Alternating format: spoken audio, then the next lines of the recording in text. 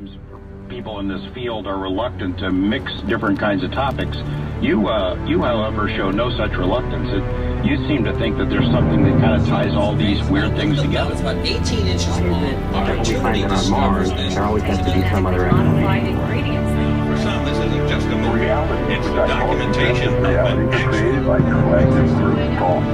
And this is what creates the afterlife. I realize that somebody could be looking back at you.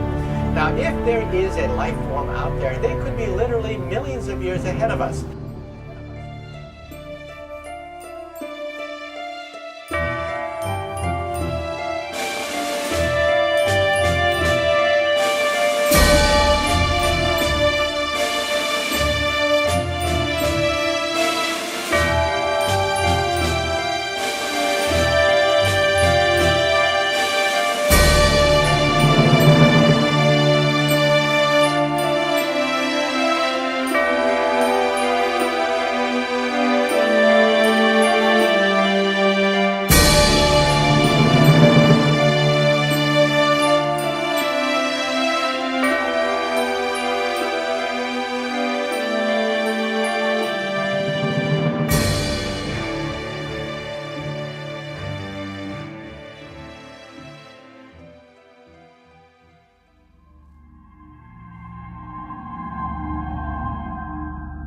Why is it that some society lives better than others? Is this intentionally engineered? Or is there no such significance whatsoever to this belief? Does it really matter what education level, religious faith, or environment people live in? Are societies preconditioned to only reach certain levels of intelligence? Is the human mind being dumbed down? Is perception of reality severely distorted because of what society believes to be fact? Is it human nature or mankind's arrogance and greed to control the masses? Or is there some sinister form of higher intelligence above it all? Are human lives limited by what they believe to be possible?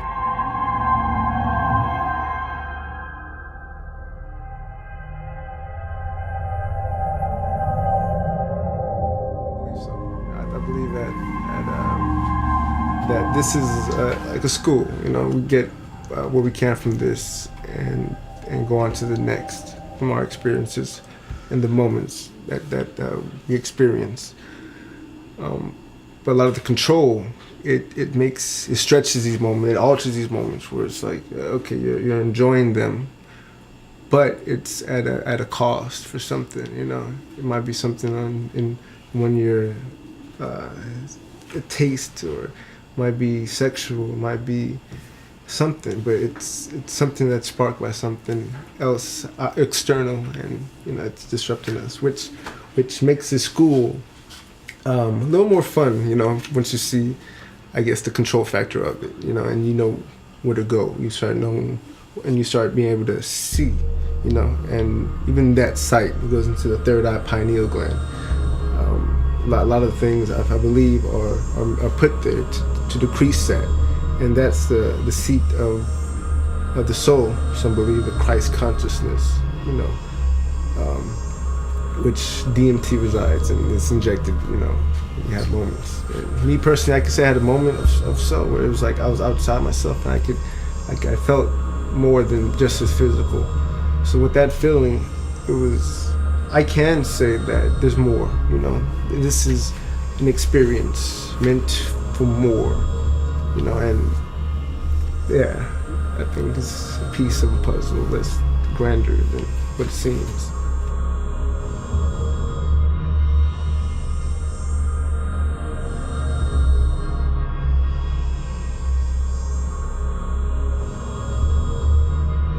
Here's the key. Your subconscious mind cannot differentiate between what you imagine and what's real. Now that is a beautiful concept if we really can get it.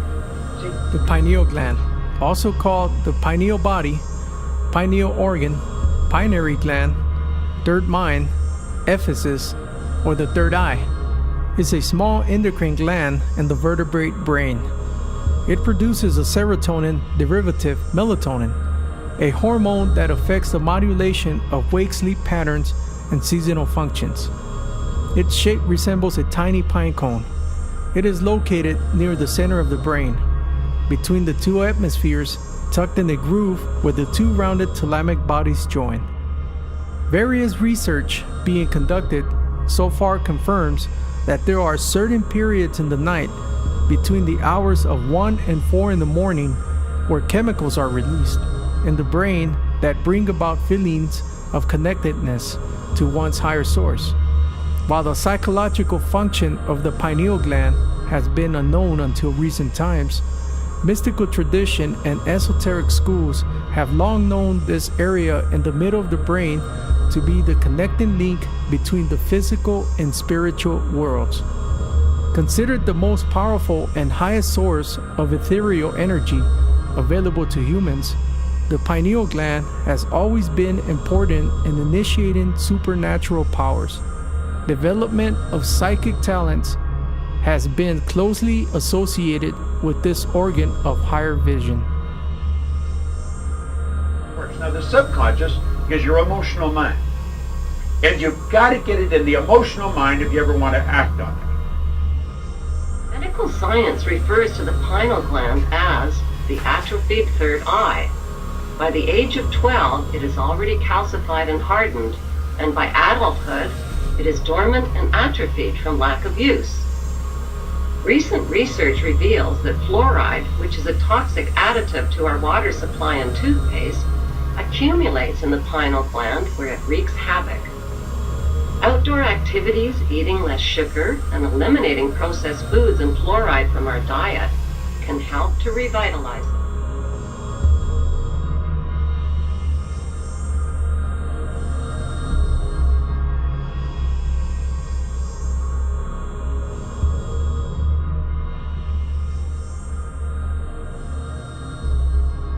People who have consumed ayahuasca report having spiritual revelations regarding their purpose on Earth, the true nature of the universe, as well as deep insight into how to be the best person they possibly can. This is viewed by many as spiritual awakening and what's often described as rebirth. In addition, it is often reported that individuals can gain access to higher spiritual dimensions and make contact with various spiritual or extra-dimensional beings who can act as guides or healers.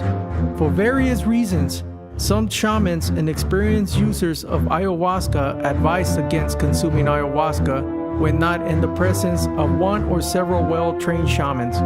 It is believed that one of the core functions of a shaman is to provide a kind of spiritual protection that keeps negative entities away.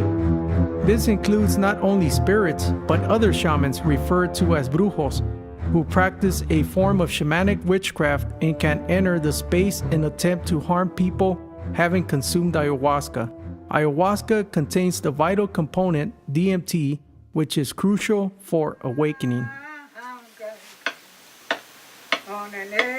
I think that clearly shamanism is an ancestral science, and it's ancestral, but it's contemporary as well because it has survived so many thousands of years. These techniques are the result of centuries, millennia of trial and error, which is the scientific method. You try something, based on the results, you modify what you're doing based on another outcome that you desire. I think these are technologies of consciousness. These are technologies of the spirit, and there's no reason that they have to be hidden. I mean, you might have to work a little bit to get them and have certain responsibilities, but to make them off limits and to turn them into some kind of bad, shunned phenomena is just...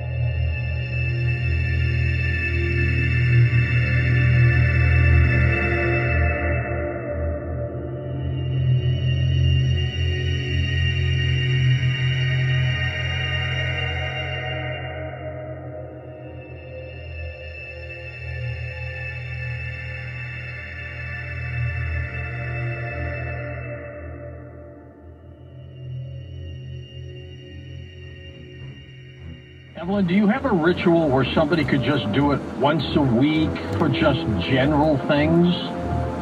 Not really. It's got to be specific. Usually the intent has to be emotionalized and visualized specifically to get the kind of results. If you're doing half-ass, you're going to get a half-ass result. What you've got to do is be very specific, and you have to emotionalize it. See it in action. Feel it. Let it empower you. Let it take away the negativity and revitalize and rejuvenate you and empower you again and build up your immune system, especially if you're having a problem with your health.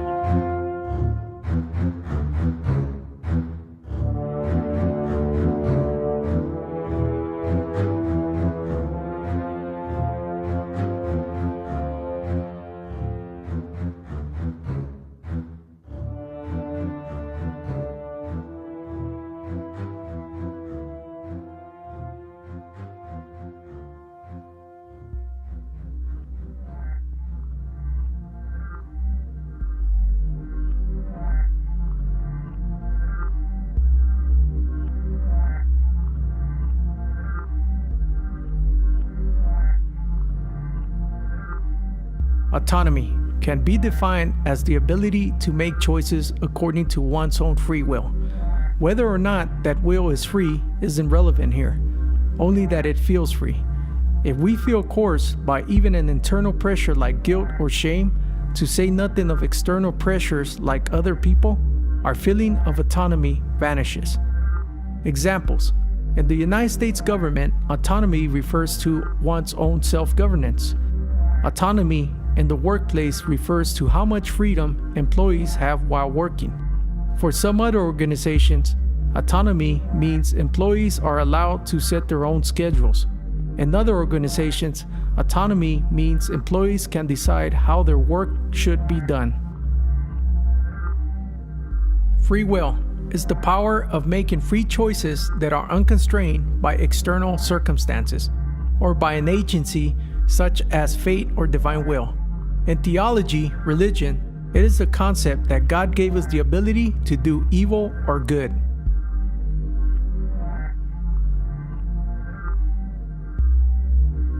Anyone? Meredith?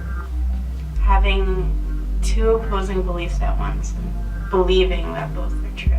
Excellent, Meredith. To deliberately believe in lies while knowing they're false. Examples of this in everyday life. Oh, I need to be pretty to be happy. I need surgery to be pretty. I need to be thin, famous, fashionable. This is a marketing holocaust. 24 hours a day for the rest of our lives. The powers that be are hard at work, dumbing us to death.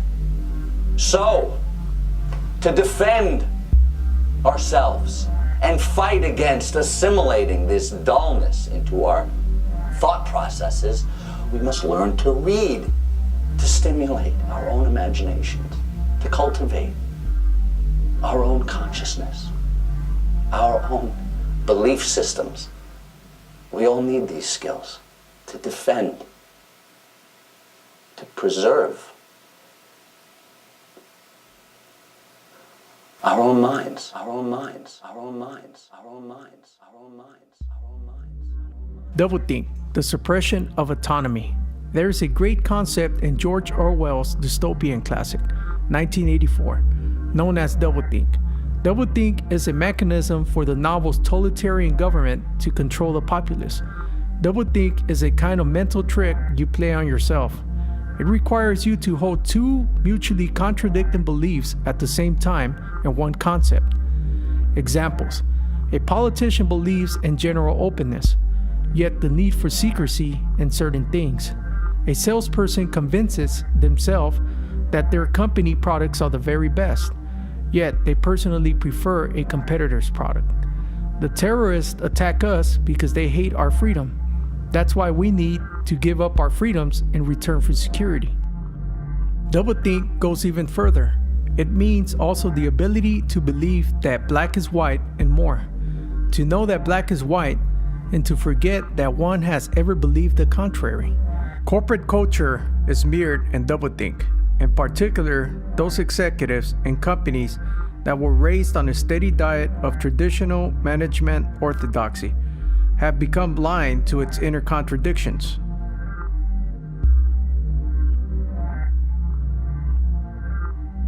Motivate people by threatening.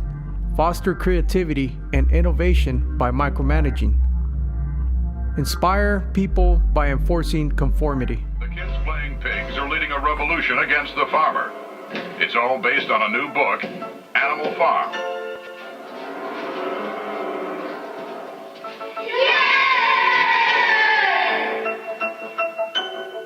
In an exclusive interview, its author, Britt George Orwell, gives us the lowdown on this showdown hoedown.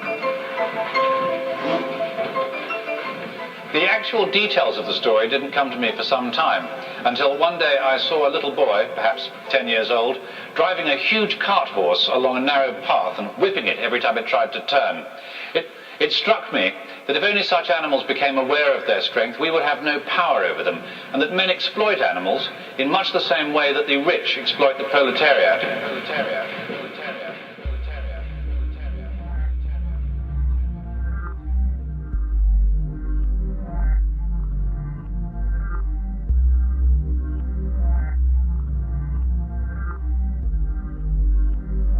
The proletariat are blue-collar, wage earners, working class, commoneers, and laborers.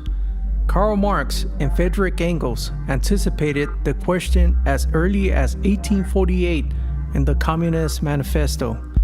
We have seen, they wrote, that the first step in the revolution by the working class is to raise the proletariat to the position of ruling class, to win the battle of democracy. For the first time, the ruling class will consist of the vast majority of society instead of a tiny few.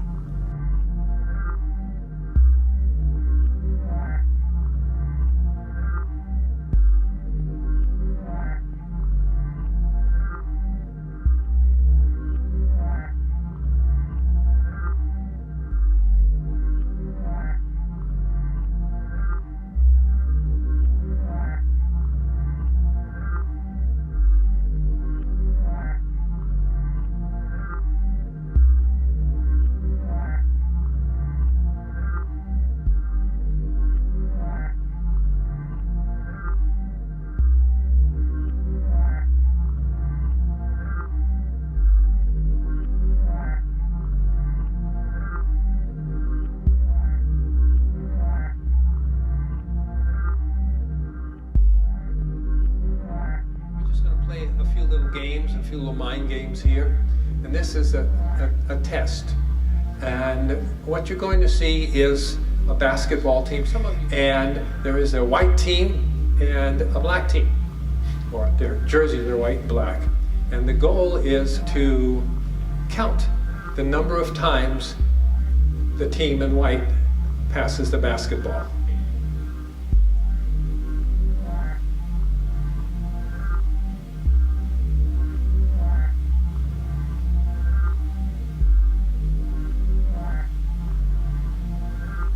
Okay, how many? The right answer is 13. But did you see the moonwalking bear? Rewind it. There we go, back to the beginning.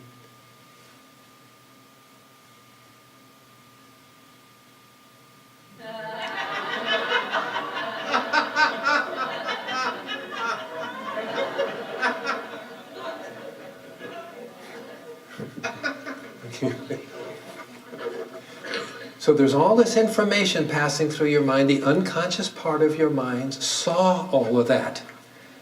But it says, you're not interested in the moonwalking bear. You want to see how many times the basketball is being passed.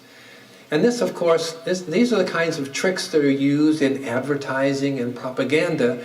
You know, just look over here, don't look over there, just look over here, and pretty soon, what? We declared war? Where are we going? What's happening?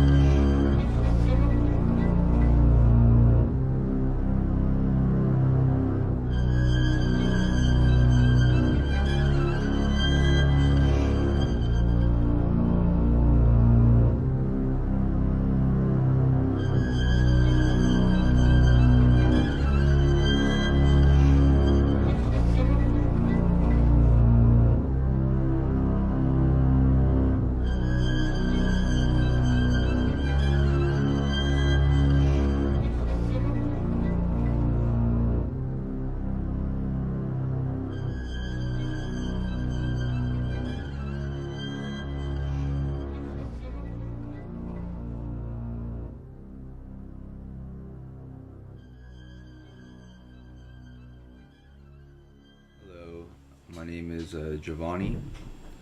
I'm 24 years old. I work at a law firm in LA. I've been doing it for quite a while. And I'm really into astrology and the universe. Your perceptions about astrology. What's your take on it? I mean, do you think that the planets and the universe have a lot to do with our moods and the way we live and the way we think? Yes, I definitely agree with that. I believe the planets, when we're born, exact day, year, signs, all that stuff. I believe in that big time. I read into it. Everything I can read about myself, which is a Taurus, is definitely true. Everything. My ex-girlfriend, everything I read about her sign is completely true also. I think everything happens for a reason. I think we're all here for a reason.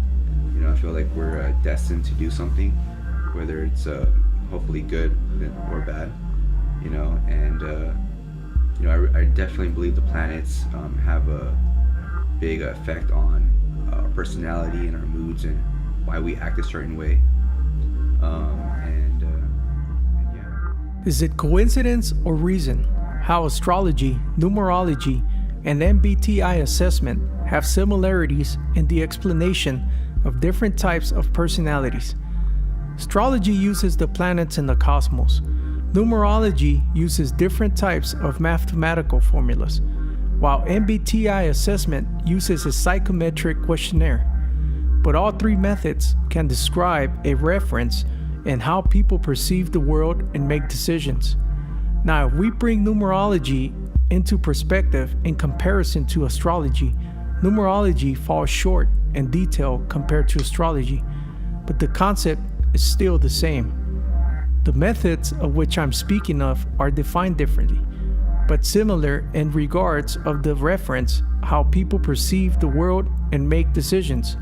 They fall under different fields of interest, but the ending results are similar in reference to describing different personality traits. Contrary to its popular but erroneous reputation as a New Age subject, astrology is actually an ancient science that predates both astronomy and psychology, studied and used throughout the world for thousands of years. Astrology is the study of the influence that distant cosmic objects, usually stars and planets, have on human lives. The position of the sun, stars, moon, and planets at the time of people's birth is said to shape their personalities, relationships, and economical fortunes. What most people know about astrology is their sign, which refers to one of the 12 constellations of the zodiac. The history of numerology is somewhat cloudy, with no definite answer as to where it first originated. Egypt and Babylon are recognized as the earliest recorded history of numerology by the majority of numerologists. It was here that the Chaldean system was developed under the influence of the Hebrews. There is also evidence of the use of numerology thousands of years ago in China, Rome, Japan, and Greece. The credit for modern numerology, however, is most often given to the Greek philosopher Pythagoras. The MBTI questionnaire, first published in 1943, was originally developed in the United States by Catherine Cook Briggs and her daughter Isabel Briggs Myers. Carl Jung was a renowned Swiss psychiatrist and is still seen by many, along with Sigmund Freud, as one of the founding fathers of modern-day psychology. His theory of psychological types proposes that people are innately different both in terms of the way they see the world and take information, and how they make decisions. The MBTI questionnaire is now used in situations as diverse as marital counseling and executive development, and has become the world's most popular personality instrument. Its positive approach to understanding differences is appreciated by the 2 million people who complete the questionnaire globally every year.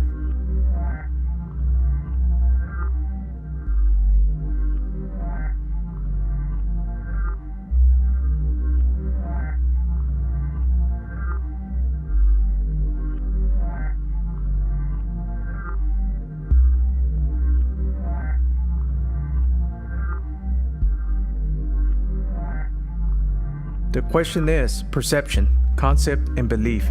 Is belief in the concepts that are presented via mainstream media, etc., in our daily lives a huge factor to our limitations of understanding the true perception of reality as it really is? Is suppression a key factor to this understanding? Is fear and confusion a primary problem in our everyday lives? The word fear alone has a deep emotional impact in our mental being. Simple example. Fear causes our minds to become stressed. Stress causes various cognitive, emotional, physical complications on the body. That alone causes a person to redirect their thoughts into focusing only on the negative, and thus excluding positive thought solutions that are beneficial to our own well-being. Like imagination, the key creator of everything that has materialized in physical form, and motivation, the driver to complete the task of making your thoughts become things, are completely thrown out the window. Is this the result of preconditioning from childbirth to the end of our lives? Is our lives merely an engineered illusion, created by what we were conditioned to believe and accept as reality?